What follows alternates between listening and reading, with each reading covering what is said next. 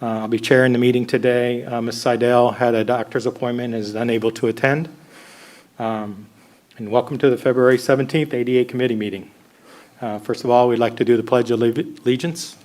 It should be coming up on your screen for those dialing in, and here will be present. I pledge allegiance to the flag of the United States of America and to the republic which stands, one nation, under God, indivisible, with liberty and justice for all.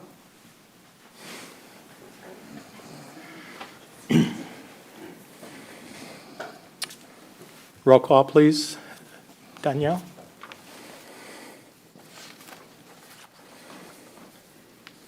Committee Member Clark? Present virtually. Thank you. Committee Member Jenkins?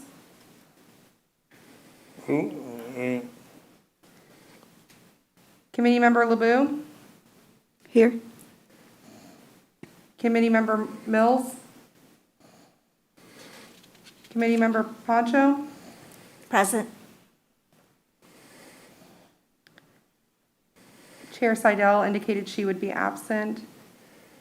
Committee Member Williams? And Committee Member Wizarek? I'm so sorry if I butchered that. That's okay. It's by Zoric, and I'm here virtually today. Thank you so much. You do not have a physical quorum in place. We do also have Samantha Gauntly in for Karen Levy. Thank you. The rules for the meeting participation were provided in the packet for your information.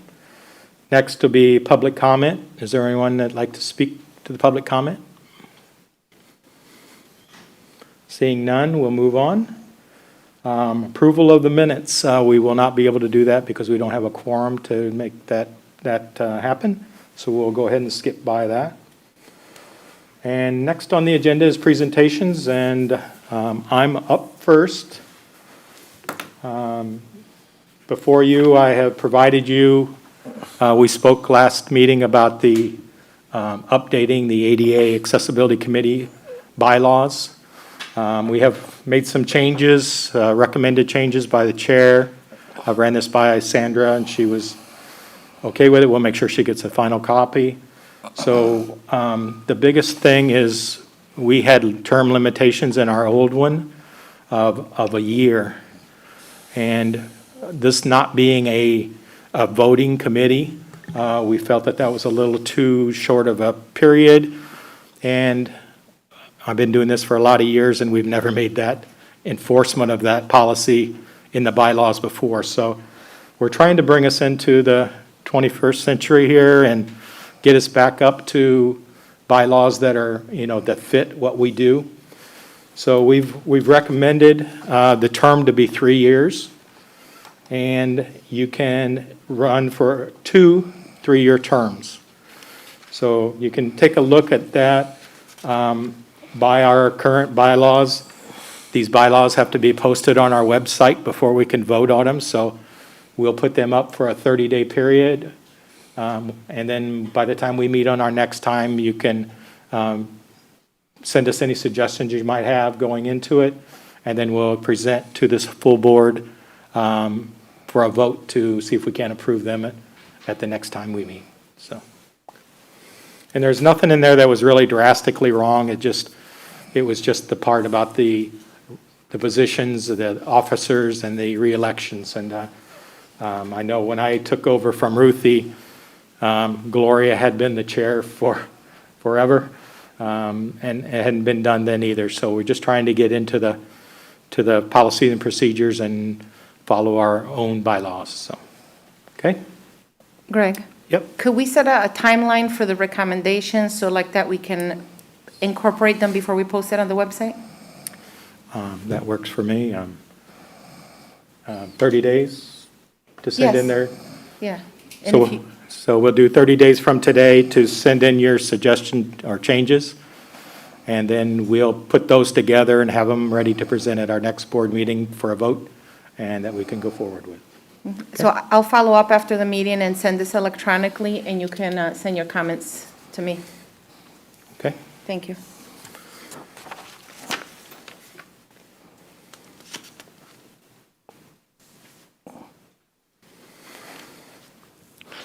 Green, Yep, this, I'm supposed to be the vice chair, right? So you have to let me know when you're not gonna be here, so I can do my job as vice chair. Cause no one told me to go over. They said they was gonna be out. I'm supposed to be the backup. So let me know that time okay. so I can do my job and the best as I can.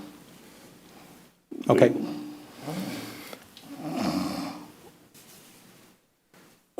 The reports, Gloria. Sandra left me a few items to report for her. She says she's seeing more passengers using the Flamingo cards out on the system. One of her concerns was when she asked for the yellow tie-downs for the wheelchair securements. She's being sent to MTC, and the supervisors called about them and told her they had to go to 3 to 4 departments to find the straps. So the supervisors have them in their vehicles, so we'll make sure that those are taken care of and make sure that they're equipped, and that the transit center offices, sales offices also have a supply. She said she's not a fan of the new fare cards. They can't reach a slot that you put them in, and some drivers don't touch them, or if you're paying cash, they just wave you on. So they are working on the fare boxes. There is a platform that it goes underneath there, and the maintenance department is working on that. We're replacing our 25, 30-year-old fare boxes with a new one. It's much younger.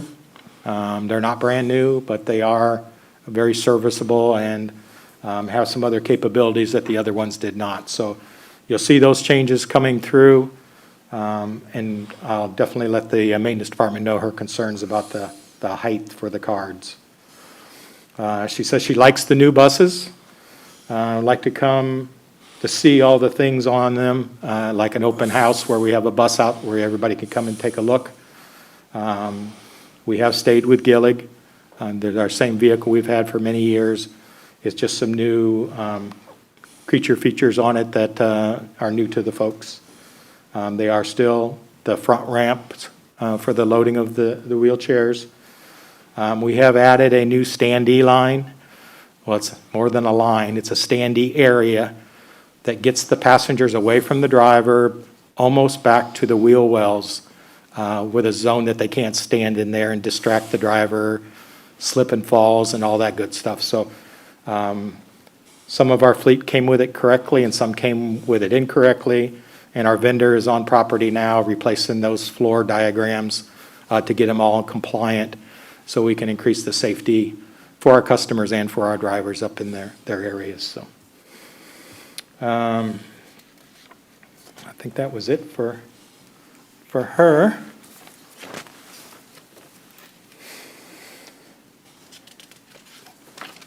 We have made some changes in the ADA for our HART Plus program. ADA regulations required us to do a 3/4 mile buffer zone around all of our fixed route service to provide that ADA service to those persons with disabilities that cannot get to our regular service. Our authority has chosen to go above and beyond that 3/4 mile buffer zone. We are going to go to a 1.5 mile. So in reality, we're adding another 3/4 mile buffer around our whole entire system. And I've provided you a map there that shows the blue area. As soon as I find my own map. The blue area around the pink area was our existing service, and the blue area is our additional 3/4 mile buffer around the service area. We have a notice that we provided you that will be going out to all of our paratransit customers. I've already talked to TPO and Scott Clark. He's been provided the map and the notice that we're going to be releasing. We did this on very fast decision. So this is really just came to fruition since the 1st of February. We've put it into effect February the 6th, and now we're going through, and it's not affecting any of our current service. It just adds additional service to our area and a little bit of further distance that our passengers can travel. Scott and I have already discussed, like we said, the impact on his service. Some people that were in that 3/4 mile buffer will now come over to us. So he's doing an analysis right now to see which of his customers are in that area that will, change how they do business with us. Kimley Green here has been notified that she may see a tick up in applications for those that were in that area. They'll be coming over to our service area. The notice reads, in an effect to better connect HART Plus riders places they need to go, HART is pleased to announce that we have increased the ADA paratransit service area to 1.5 miles on either side of the existing bus route effective February the 6th. This change expands the area in which you can be picked up or dropped off by utilizing our HART Plus service, essentially providing you with additional mobility options in your new service areas. Mandated by the Federal Americans with Disabilities Act, HART Plus paratransit service has historically been provided within a 3/4 mile radius of the HART public bus route for people who cannot use the bus system due to their disability. Our goal at HART is to continually look for ways to improve the customer experience for those who depend on our services to get to work, medical appointments, schools, and other destinations. Please contact our HART customer service at 813-254-4278 if you have any questions regarding this change. We look forward to continuing to serve you. I am also scheduled to speak at the TPO meeting on the 25th, where I'll relay that information to the Transportation Disadvantage Coordinating Board as well. So, any questions on that? Yeah, yes, Ms. Pancho? Well, it's not really a question. Well, I do have a question. First, thank you for doing this. I know this is really going to benefit many individuals. For those who didn't originally qualify because they weren't within the 3/4, is there a way to contact those individuals at all, or? The ones that we are aware of, Kimley is going back through and reaching out to them and let them know that the buffer zone has changed a little bit. And the only way we had that is if they actually wrote to us. And a couple came through commissioners and stuff that we had responded back to. So yes, we'll reach back out to them. We also had a lot of customers, even if they're outside of the service area, they still qualify. They have to kind of get themselves in the area. So a lot of those customers you mentioned went through the process anyway, and they were having a family or a friend or somebody bring them in a few blocks into the area so we could pick them up from there. So that's going to be great news, and we'll be able to notify them right away. So we're sending out this letter next week, and we're also going to send it to our partner agencies and the Alliance and all of our other groups. Great. That's good that you are doing that. Thank you. But I have a question about a couple of things. The express bus, how far allowed to use express bus? The express bus service is not required under the ADA. So we do not, it's only fixed route service that is qualifies for the ADA service. Express route does not qualify for the paratransit service. So even though that they say that you go to on King, and then you used to go there, and it's only maybe a mile away from the regular bus.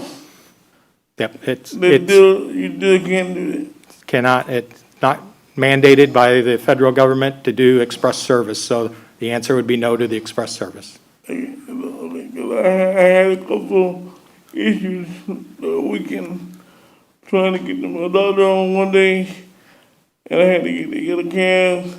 Then the Super Bowl party, I had to go do again, get there. So I was just wondering, I didn't know anything about you couldn't use until I called the office. They told me that you can't do it. I was like, okay. Yeah, But unfortunately, it only ties to the fixed route system. It does not go to the express service. is that mandated, is that hotline? That's a federal mandate. Okay. Yep, and I can provide you with that regulation. I can show you that right up in writing. So, okay, Because it seems to me that it's kind of redundant that you can take the bus, but you can't take the van. It's kind of crazy to me. You know, but it's law. But if you're able to take the bus, you should be able to take the van. and you can for our fixed route service, yes, sir, but not for the express. So, and that has been forever. I've been doing this for 25 years, and it has always been the fixed route system only, not the expresses. So, okay? Can you clarify what the express is? I wasn't following what that service is. We have limited service, like 24 express that comes from Brandon to downtown, 25 Brandon to downtown in McDill. We have a 360 express that comes from the Brandon area down to McDill again. And we have a 275 expresses, which is the Wesley Chapel. So those are the expresses that we have out there that are not covered by that. So the expresses have less stops. There's basically a couple of stops at the beginning, and then they just go straight downtown, and there's a couple of stops at the end. Yeah. Where the regular buses have a stop every few blocks.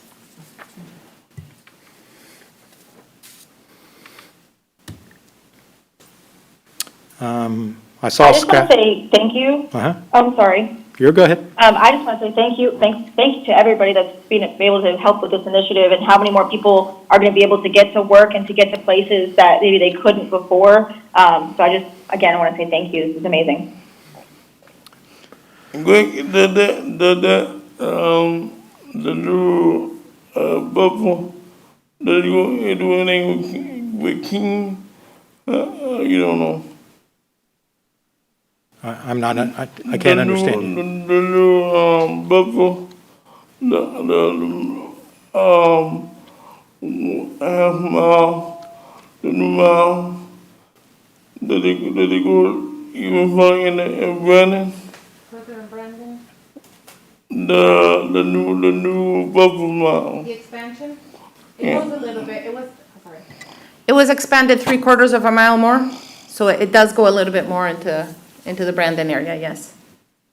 And that's already effective right now, so you could, if you just reach out to us, or I can reach out to you tomorrow, and look at those addresses that you were asking about, because it seems that you were pretty close, so we can already, any of the customer service reps can help you already, and we can already start booking those trips now. Oh, okay. Thank you. You're welcome. Just so for the education of everyone, we have a software program that has our total service area in it. And we are able to type in an address, and it will show if it's in our parameters or outside our parameters, and, make it very easy to get customers answers for addresses that they have questions about since we've made the change. So. All right, thank you. And I see Scott has left. I was going to see if he had any questions, but I see none. Like I said, I am going to be presenting at the TPO on the 25th, the same information to the Disadvantaged Committee, Transportation Disadvantaged Committee, and we'll get that out to our customers. Kimley's working on the mailing already, so we'll be getting that out probably next week sometime. So, okay.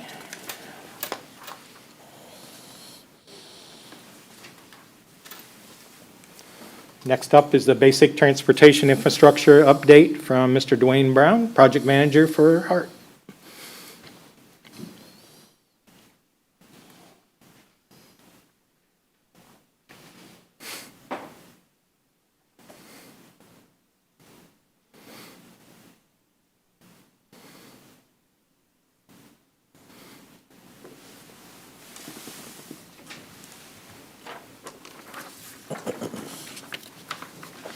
Good afternoon, everyone. For the record, I'm Dwayne Brown, the Basic Transit Infrastructure Program Manager. Sorry. For the record, I'm Dwayne Brown, Basic Transit Infrastructure Program Manager, and I'll be giving the BTI update today. Next slide. So we have, I got an extra one in here, so we have a total number of 9 projects that we're working on. 2 have been completed. We have 1 that is in pre-construction, 1 that's awaiting bidding, 3 that's in permitting, and I have 2 that's in design. This is a basic map of where the projects are currently. We have them all over the county. So the first project that we just completed, that was completed at the end of January, was at Yukon and 26. It was right at the northeast corner of Rolette Park there. We completed 2 complimentary stops there.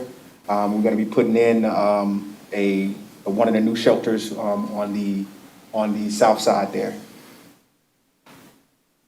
The other project that was completed was the UATC project, where we along 27th Ave, I believe, that street, we completed 8 bus stops along that, effectively doubling the number of stops that we had along that street there. That project was done by Dan Rodriguez, and it is basically it's complete now, and that all those stops are up and running. We have 1 project that's in pre-construction. It's scheduled to start on February 22nd, and that's going to be at Rome and Hillsborough. We're going to be doing bus bays there. We're going to be upgrading those bus stops there, make them ADA compliant.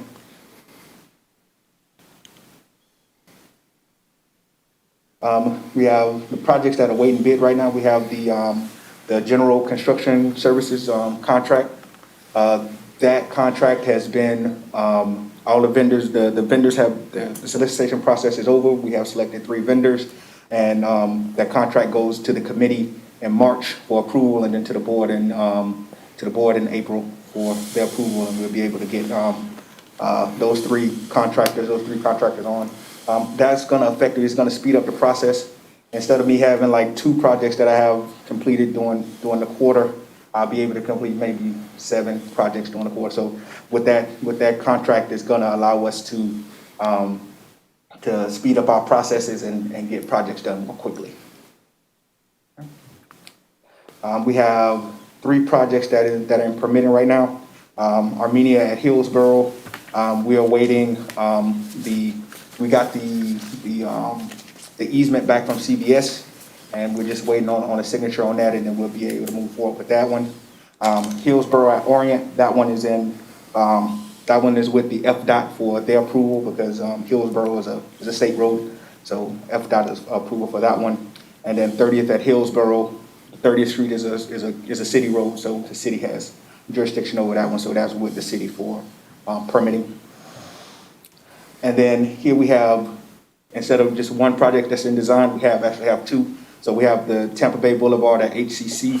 That's the stop that's right in front of Raymond James, and right in front of HCC. We're going to be doubling the size of that. We're gonna add an extra. We're going to lengthen the bus space so we can get 2 buses in there, because it's a time stop. And then we have a project that's at 34th and Lake, right at the roundabout at Lake and 34th. We're going to be putting in 2 bus stops that will accommodate shelters at that stop. All right. Any comments, questions? Yes.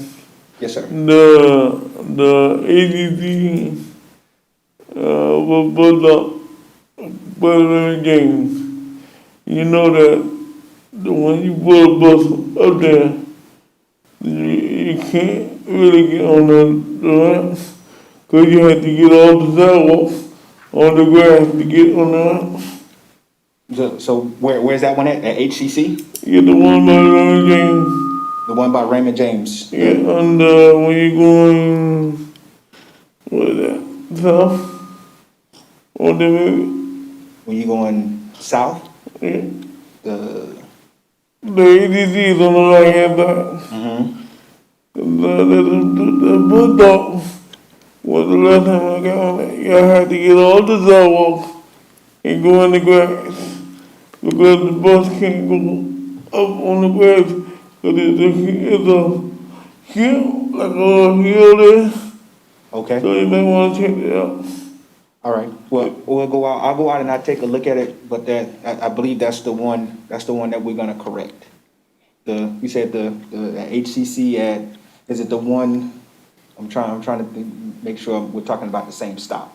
And so you're talking about the one that's at the bus bay, that's right at, so right after you drive off of Dale Mabry and, you turn down going, westbound off of Dale Mabry on the Tampa Boulevard across from, that's on the west side of the stadium? Yeah. That first stop that's on the right? Wait, that big old size, the ATC. Yes, so that's the one that we're gonna be expanding that one. So we're gonna make that bus, we're gonna cut that bus bay back a little bit and expand it so we can get multiple buses in there. And we'll address any issues that we have in Are you there. gonna find a way you can get the wheelchair from the sidewalk to the ramp? Yes, we will fix any issues that we're having. If you have an issue with that, we'll take a look at it. Because that is a dangerous thing. The last time I wrote it wasn't good. I had to Arizona, get some people to help me get on the ramp. So, let me know when you done that. Yes, yes, sir. I will let you know as soon as that comes out of design. We're gonna get on, send it over for permitting. Thank you. Arizona, were you saying that it's actually a curb ramp issue, that in order to get to the curb ramp, you have to? The sidewalk is so far back from the street. Okay. Is the one the bus pull up, you had to get all of that walk to get down to the bus. So the bus didn't pull all the way up, or did it, or was it that you had to? You still gotta get all the sidewalk to get to the bus. Okay. All right, we'll take a look at It's that. like the sidewalk is too far back from the street. Okay. I think I understand what you're saying. Okay, we'll take a look at that.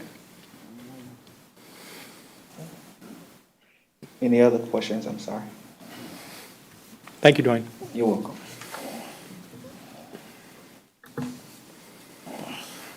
We're to the roundtable discussion, so we'll go around the room. Kimberly, you start. I don't have anything new. Thank you. Raquel? I don't have anything specific except for just telling you thank you. Both of you are always so responsive to the inquiries that I received from the community. I appreciate your quick responses to them and to the community members and for all of the assistance that you provide to them. So thank you. Thank you. You're welcome. Carmen? I don't have anything new today. Arizona, anything else? There's one more thing. Some of the drivers are not very friendly. When I get on the van, I always say, how you doing? Good morning, good evening. They don't say it back. This is customers. I mean, they will be customers of us. Yeah, I mean, I don't know if you got a bad day or you mad or whatever, but you can look and see, you let them know how you doing. Some people don't talk to you, they don't be back. And I'm the kind of guy that speaks to everybody. And, you know, all the old drivers that was retired are gone. That's how it was. Now we're getting the new generation, and they don't want to say good afternoon, good morning. They get you on, they get you off. And no, thank you, have a good day. People they got on masks, they got on gloves. What happened to the old good days? What happened to the respect that they appreciate that they had the jobs, that they appreciate that they love to pick up people. I mean, I know the jobs. I know you just want to drive, but it's always good to have some kind of clarity, you know what I mean? You go a long way, you go a long ways with that, you know. I, And some of the drivers, I think they need to go back to some training where you sit in the wheelchair because they forget there's a wheelchair in the back. They just slide and they turn quick. And with me, I will tell you, hey, don't forget I'm like this. I know you trying to get where you're going, but let's not forget we got a wheelchair back here. And then, oh yeah, I forgot. Okay. But some people just don't care. So maybe you want to do that, maybe integrate that as well. If we can. I know people got their own, their own character, but it's always good to be nice. It's always good to be aware of people with disabilities or in a wheelchair. Even though you're tied down, you can still feel the bumps. You can still slide forward out your chair. So people need to remember that. okay, will get with our customer service manager. She's my customer service manager. My paratransit manager, and we'll get the retraining addressed with our training crew. We do have safety meetings with our crew, so we'll make sure that we bring that up at our next conversation with them. But yes, I just think a lot of times they may not be thinking about it. They just hit the gas. They probably don't mean it, but it's, you know what I mean, it's happening. And one day we were taking the guy home. Somebody cut in front of the lady in front of the Hall van. She had very good reflex. If she wasn't thinking aware of it, she would have hit the guy in the back. But she was very good. So, but I know it's not always our drivers. When you're driving for people, you're driving for yourself and other people. But other people don't know how to drive. So it's always good to have a couple good, be aware. So I called in and I gave her a compliment because that was very dangerous. But other drivers, they're young, they're trying to get a career, they got left foot. I understand that, but you have to be careful with the wheel. okay. That's all I got. Samantha? I have nothing further. Okay. You have a couple people on the screen. But I don't Miss- think they can talk. Oh, they can? No, I think so. Okay. Scott Clark, Maddie, and Director Williams. With their hands up? They don't have their hands up if you're doing round table. Oh. Director Williams, you had a comment? Thank you. Thank you, Chair. I just want to comment on the work that's being done at the stops and as well as the comments the gentleman just made. I'm on the Operations and Safety Committee, so it's humbling to hear the feedback, and that's something that we can definitely focus on as well. So I just wanted to echo his sentiment and make sure that he was aware that we are hearing his comments and feedback and sharing that with us, sharing that as a team from an operations and safety standpoint, and as riding with dignity from an ADA perspective. So thank you for sharing and taking the time to tell us about those things that we can improve on that would make a difference in the way you ride and with dignity. So thank you for the opportunity, Chair. Thank you. Mr. Clark? Scott? Thank you, Greg. Hello, everybody. This is like the first time I think I was virtual in all of these meetings since the pandemic. But I had a lot of work to do to make that trip. But in the future, Greg Kenley, if you do need me to come by, let me know. And even after the meeting starts, I'm about 20 minutes away. I can jump in and get over there if you need a quorum in the future. Okay. Thank you. Yeah, so thank you for bringing that up about the service area change, Greg. Scott, can you move up toward your mic a little? Oh, I can. There you go. We got you now. All right. It's really close.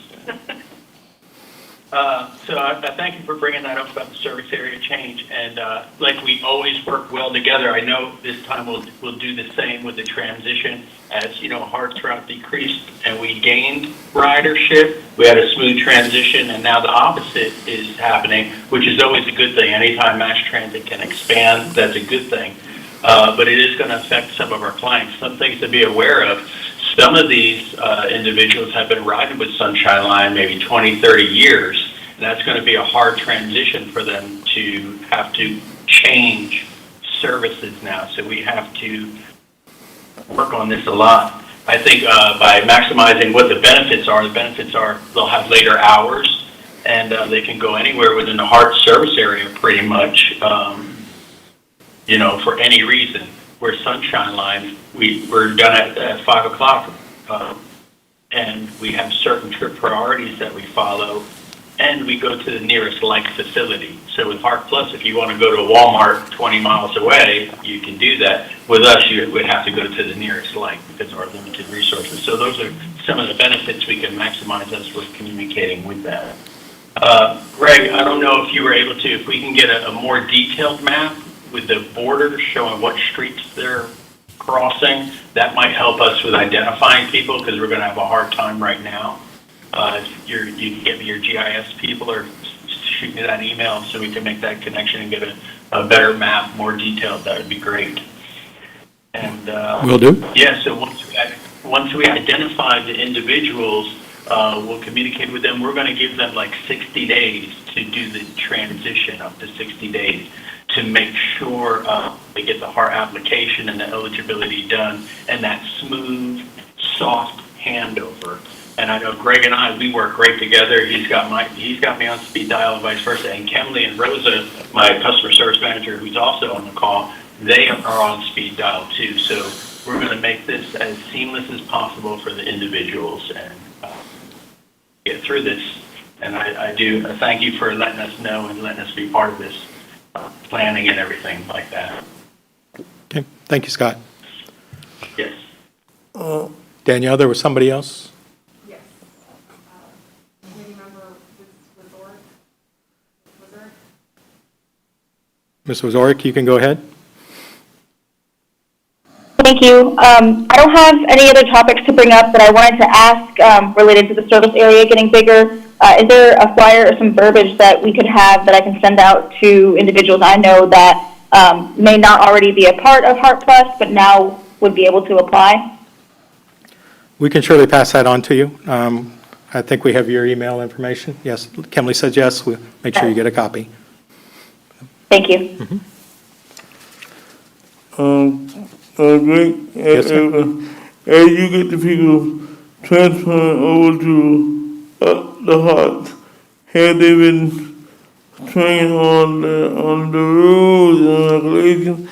Because you know that Sunshine had their own way of doing things, and you gotta have your own way of doing things. The early people would be, it take them a little more time to understand the rules when they have been using his rules for 30 years. So you might want to make sure that they understand the 5-minute rule, Yep. you Yep. know. Yeah, all the customers that are transitioning over will have to go through our certification process, meet with our certification, what are the titles? Coordinators, thank you.